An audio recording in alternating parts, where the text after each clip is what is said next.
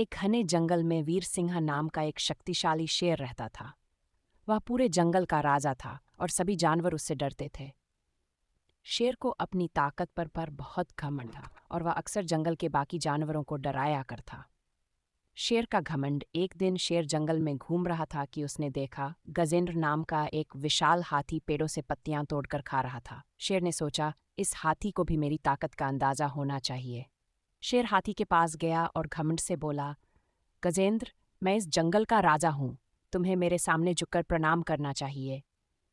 हाथी समझदार और शांत स्वभाव का था। उसने विनम्रता से कहा, राजा होने का मतलब ये नहीं कि दूसरों को डराया जाए। असली राजा वह होता है जो सबका ध्यान रखे और न्याय करे। शेर और हाथी की परीक्षा। शेर को यह सुनकर गुस्सा आ गया। उसने कहा, अगर तुम मेरी ताकत को चुनौती देना चाहते हो तो मुझसे मुकाबला करो।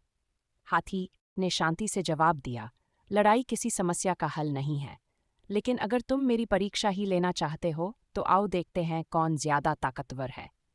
शेर को लगा कि वह आसानी से हाथी को हरा देगा। उसने पूरी ताकत से हाथी पर छलांग लगाई, लेकिन हाथी ने बस अपनी सूंड से शेर को पकड़कर दूर फेंक दिया। शेर धूल में लथपथ हो गया और उसे अपनी गलती का एहसास हुआ। शेर ने शर्मिंदा होकर हाथी से कहा, मैं समझ गया कि सिर्फ ताकत ही सब कुछ नहीं होती, बल्कि बुद्धि और धैर्य भी जरूरी होते हैं।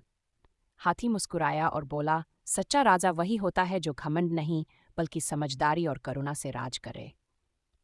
उस दिन के बाद शेर ने अपनी आदतें बदल दीं और जंगल के बाकी जानवरों के साथ प्रेम और न्याय से रहने लगा।